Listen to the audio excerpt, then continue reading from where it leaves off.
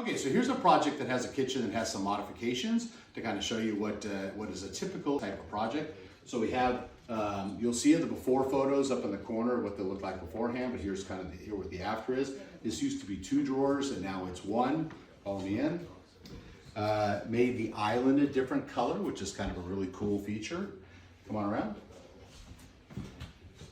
Did a lot of this. This used to be 2 drawers, we made it 1. This used to be a door, made it into a trash. This used to be a door down here, made it into 2 drawers, way more practical. Deeper drawers below, also way more practical. Put a new hood in, which had to modify this in order to get the hood to work.